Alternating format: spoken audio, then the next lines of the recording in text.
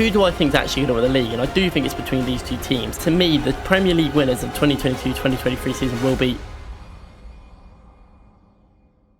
Here we go. We're going to be doing our Premier League predictions for the next season. 2023-2024 is finally here. Let's do it. Let's get into it. What is my Premier League prediction? It's probably check that. First, we're going to start off with the teams I think that are going to be relegated this season. So 20th place, I'm going to go for Sheffield United, 19th for Nottingham Forest, and 18th place Luton Town. Now, I think these three teams are by far the worst teams in the league, and I think these three teams will struggle the most. Sheffield United 20th because they've sold their best player in Ndiaye, and they have not really brought anyone worthy in. I'm not really too encouraged by them, and they haven't really invested, so I'm not really expecting a lot. 19th place Nottingham Forest, and this could be a bit of a shock because they did stay up quite easily last season in the end. However, I do think there is problems around the amount of changes that happen, and I don't know, Nottingham Forest to me, it seems like second season is going to be a lot harder than the first season, as we've seen a lot of Premier League teams in the past. 18th place, then I'm going for Luton Town, which in an achievement in itself would be quite a big thing for them. They weren't really in a position to come up. Their team is obviously going to be the smallest. Their team have got the hardest job to bring people into that club. You know, I think 18th place they'd be happy with realistically. Their team's way better. They're going to way better in the Championship consistently now. And maybe in a few years' time they come up and they'll be a bit more ready for it. Next, we're moving up the table, 17th, 16th and 15th. So starting off with 17th, we've got Everton. Now this team is awful. They were awful last season and they were awful the year before. Their squad, if you look at it, is just not good enough. I think this year they're going to stay up again. At the moment, these years are going to be rough for any Everton fan, and I do feel for them a lot. Next, we're going to group 16th and 15th together. 16th I've gone for Wolves and 15th I've gone for Fulham. Now this wouldn't be much of a surprise to anyone that has looked at what these teams have been doing. To me, these teams have not bought well. The reason why Wolves are 16th is because they have sold their whole team pretty much. They have no goals in their side.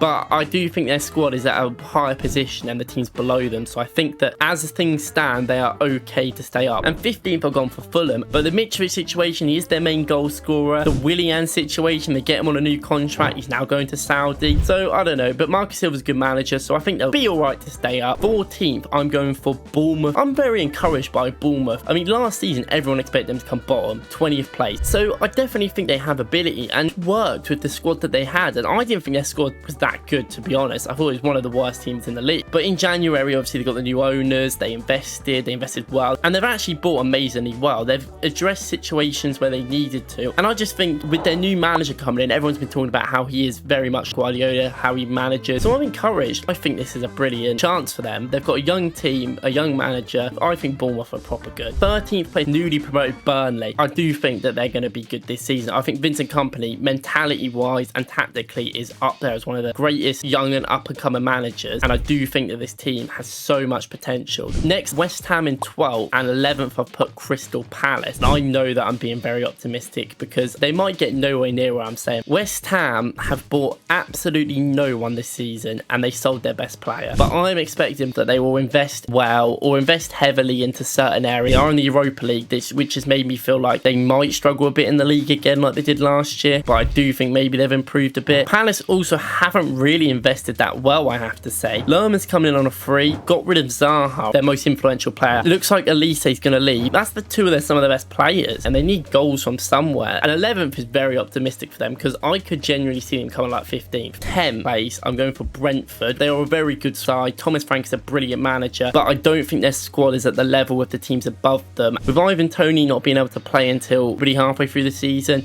I do think they're going to struggle for goals a little bit, but we say this all the time and they still do all right. 9th place, I've gone for Aston Villa. Probably had the best transfer window. I think Aston Villa's signings have been brilliant, and I do think that they will compete next year. I think Aston Villa might do a little bit drop in the league, but it's not really a drop. 7th to 9th, 8th spot, which I'm going to go for Brighton. Brighton are amazing. They came 6th last season with Roberto De Zerbi taking charge, and their team is brilliant. They sell so well, and they buy cheap alternatives. I did a video on Julio Cesar, and I expect him to blow up this season. I mean, as in good, not as in other reasons.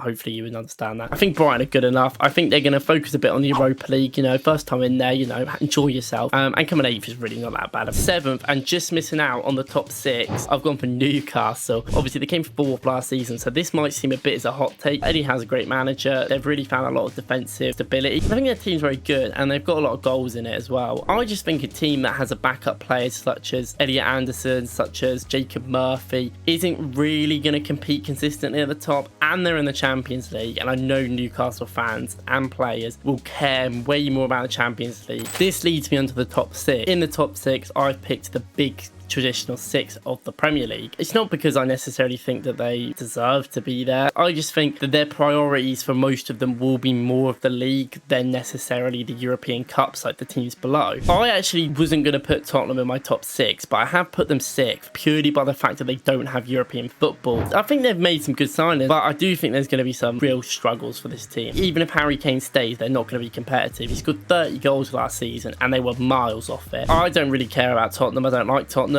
And if they come 6th, I think they should be. I genuinely think they should be happy with that at this rate. The team missing out on the Champions League, it's not really that controversial. It's Chelsea. Now, Chelsea came 12th last season, which no one predicted. They've spent 500 mil. They've sold 300 mil. They want Caicedo. They still haven't got Caicedo. When's that going to happen? I don't know. Their club is just a mess. It's run poorly. I've also put them up here because they don't have Europe, but I also think their squad's a lot better than Tottenham. I think their team's going to take a bit of time to gel, and I do think it will have some good results at the end. They do have some good players in there. Like Enzo Fernandez is a top player. Maybe they could push in that top 4 if one of the top 4 teams doesn't have a great season. This leads me to my Champions League spots predictions. 4th, I'm going to go with Liverpool. Their squad is great, but they've sold about 4 or 5 midfielders and they've brought in 3 or 4. That is a lot of transformation in just one position of the squad. Obviously, if they're going to get Lampion for 50 mil, yeah, great, fair enough. He is 19 years old. Not for being your level player. Defensively, well, I worry a lot. Van Dijk has to carry this team defensively. I mean, we've seen it in friendlies that they have struggled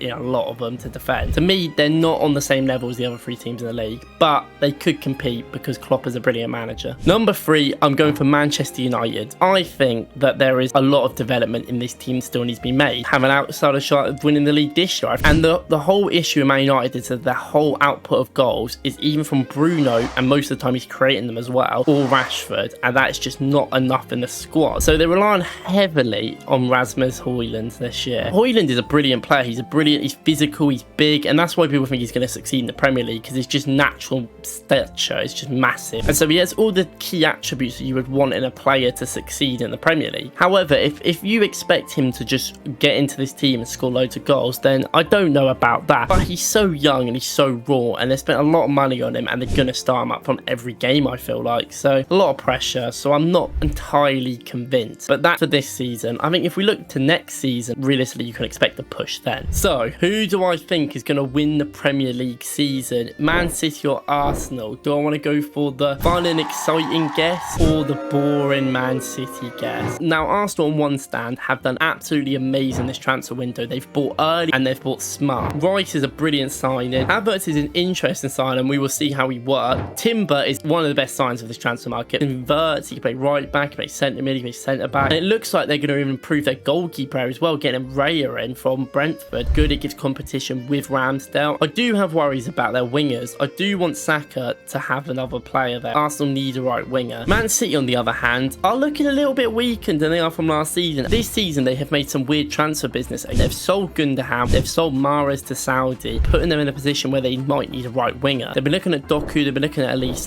Could be good signings. Now, they've just spent 100 mil or 90 mil, whatever, on Gvardiol, who is a brilliant young centre-back, but to me, he's on the same sort of level of Saliba, so it'll be interesting to see if they mould him into a better player. But overall, their squad's amazing. Overall, the tactics and the manager are just that much higher than everyone else in the world that it doesn't matter too much unless you've got players that are smart enough to play the role. But to me, Premier League winners will be Manchester City again. I know it's boring, but I would love for Arsenal to win, and maybe I'm choosing Man City so I don't jinx it.